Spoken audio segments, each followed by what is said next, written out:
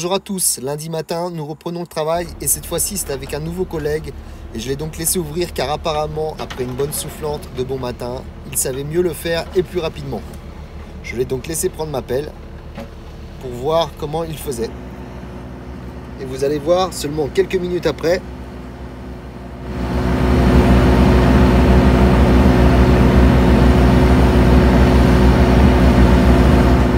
voilà, la chenille est dans le vide et je le rappelle, juste derrière il y a un ravin avec la ligne de chemin de fer. On peut voir aussi les câbles de la ligne très haute tension. Donc c'est un endroit très dangereux.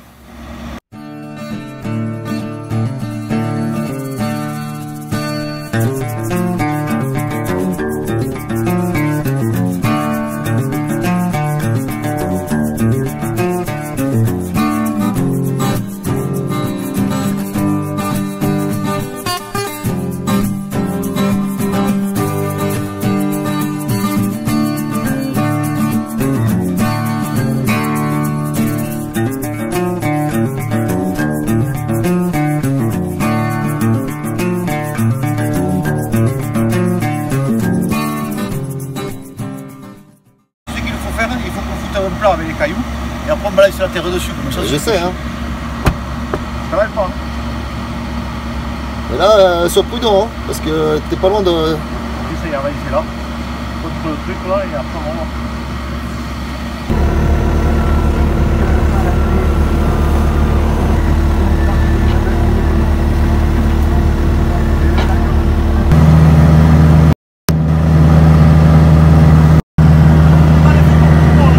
Mettre en dessous.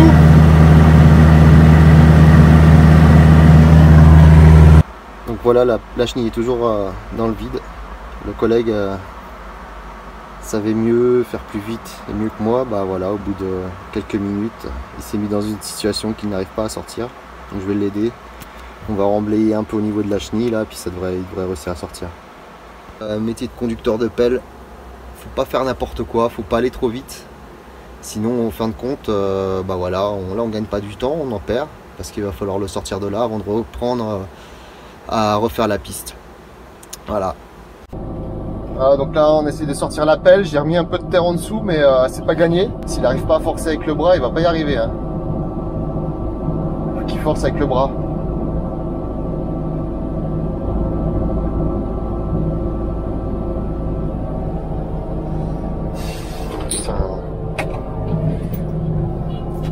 La situation commence à m'agacer et je décide donc de lui venir en aide car sinon nous allons rester bloqués encore très longtemps. On va essayer de le crocheter.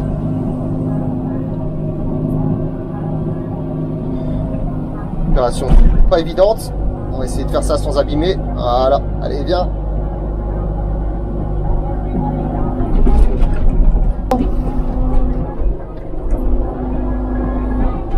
Bon bah voilà. Bah non, je te l'avais dit. Ça c'est ça par de force.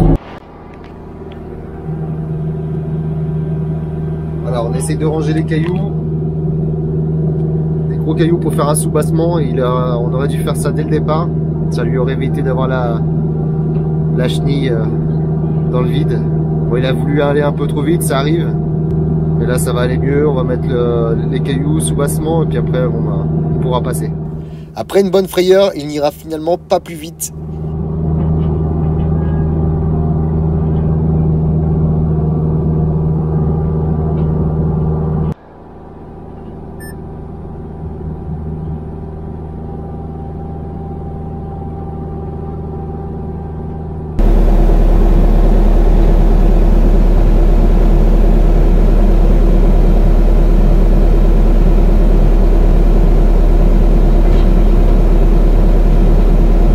Pas envie de rentrer dans un conflit d'ego ou de je ne sais quoi parce que dans le métier de conducteur d'engin j'ai remarqué c'est assez celui qui a la plus grosse, moi je sais mieux faire, moi je sais ci, je fais ça et au final non.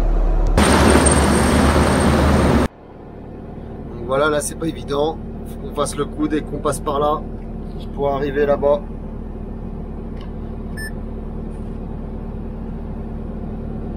J'espère qu'il va pas se remettre en danger, en mauvaise posture. Regardez comment je prends un arbre aussi facilement.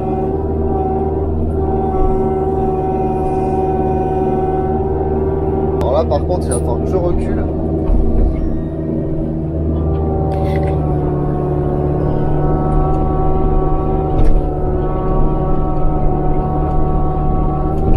Parce qu'il n'est pas petit cet arbre.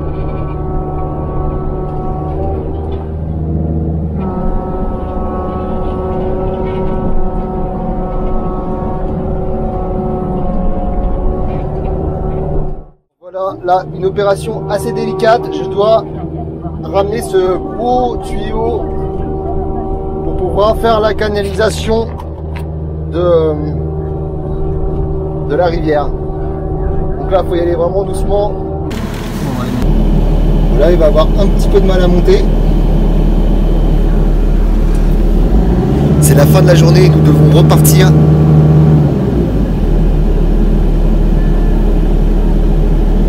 Là ça patine, les chenilles elles sont un peu fatiguées.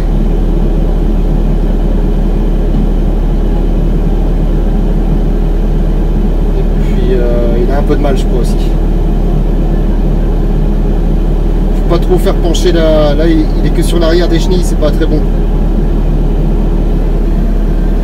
Allez, on peut se retrouver dans des situations vraiment compliquées en montagne.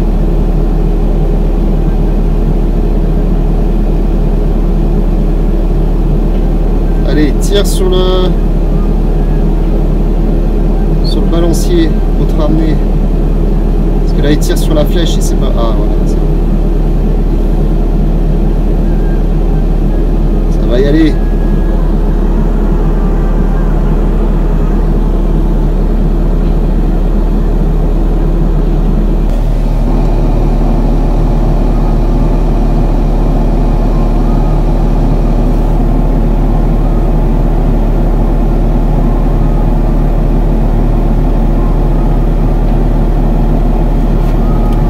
S'aperçoit qu'il a du mal à s'aider avec son bras pour remonter.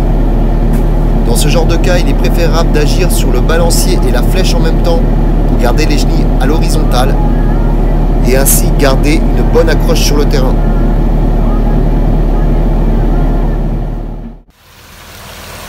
Donc là, il va falloir créer un passage. Ça fait un gros trou à combler. Donc là je vais remblayer un peu ici pour que ce gros tube soit bien à plat. Et après je vais remblayer tout autour pour que la rivière passe dedans. Car en fait ici après ce sera certainement un chemin qui relie les deux villages ensemble. Un chemin qui avait été abandonné mais apparemment ils voudront le garder par la suite. Parce que sinon normalement on enlève tout après que les pylônes soient changés. Mais là ils vont peut-être le garder. Voilà. Bon il y a du travail, là je suis en position assez haute, c'est pas évident. Je vais faire du mieux que je peux en prenant le moins de risques possible. Et justement, en parlant de risques, les bûcherons doivent abattre un arbre qui est sur le chemin. Ils doivent le faire tomber entre les deux pelles et éviter qu'il ne tombe sur les caténaires SNCF ou encore trop proche de la ligne très haute tension. C'est donc une opération très risquée et c'est le chef des bûcherons qui prendra cette responsabilité. Une corde est attachée en haut de l'arbre, puis à la pelleteuse pour pouvoir le tirer et à la deuxième pelleteuse pour lui donner une direction. Vas-y, doucement du temps.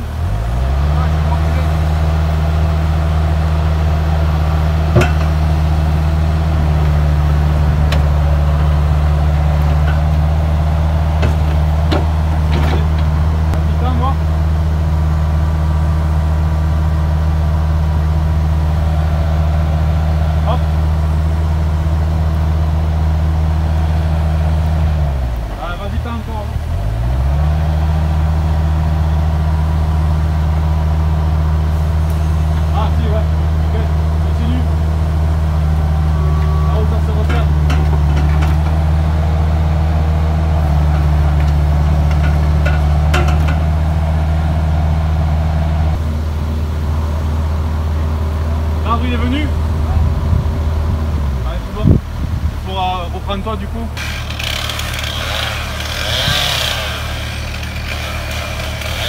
Le bûcheron va déjà découper une cale sur le côté pour orienter l'arbre dans le sens qu'il veut, puis couper doucement de l'autre côté jusqu'à ce qu'il commence à céder progressivement.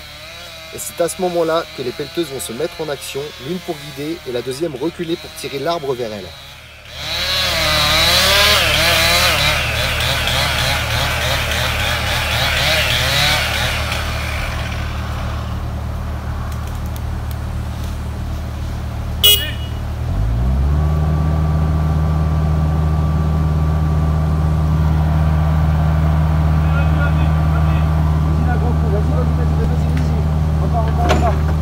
Nickel.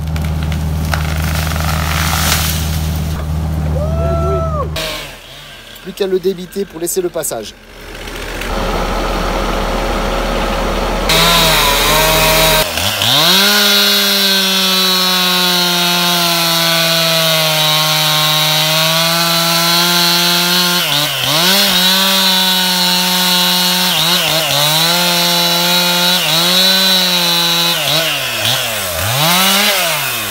On a réussi à passer. Moi, ça va être un peu plus propre, ça va être nettoyé parce que là il y a encore les branches, tout ça. J'ai mon collègue qui va nettoyer un peu plus ça, plus propre. Là, il faut que je remonte tout là-haut. Il faut que j'égalise ça, que je fasse le chemin parce que là c'est trop pentu pour même pour une pelle pour monter. Il faut que j'enlève ces énormes souches.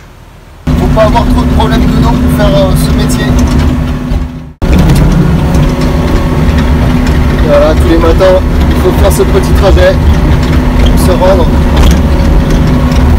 à l'endroit où je dois aller travailler. Ça secoue un peu.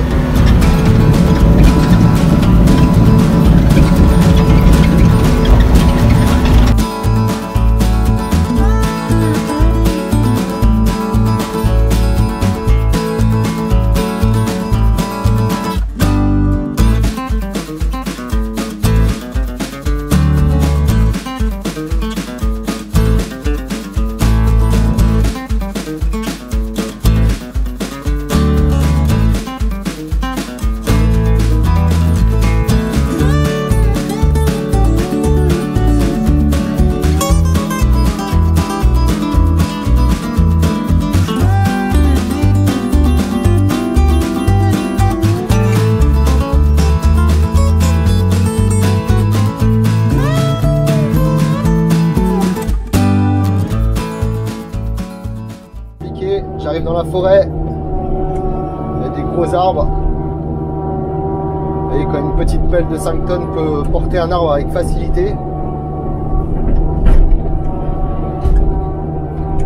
Voilà, les arbres, encore une fois, je m'en sers de barrière naturelle. C'est une pelle Kubota 5 tonnes, elle est très nerveuse, très efficace mais très nerveuse. Voir le vide.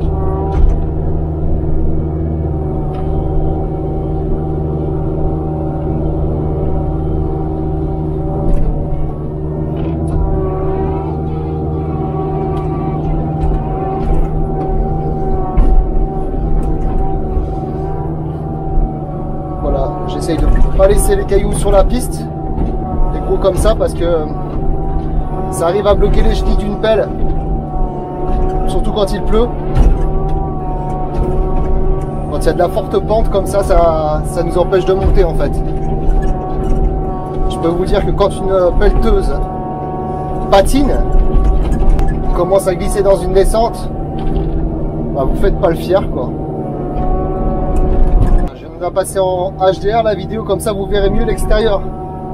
Parce que ça avait tendance à surexposer l'extérieur, donc on voyait pas très bien. C'est l'avantage du HDR, c'est que certes ça réduit le nombre d'images à la minute, mais au moins vous voyez ce qu'il y a dehors. Alors, je sais pas si il y a la stabilisation par contre en HDR. Passé, je continue, j'ouvre la piste.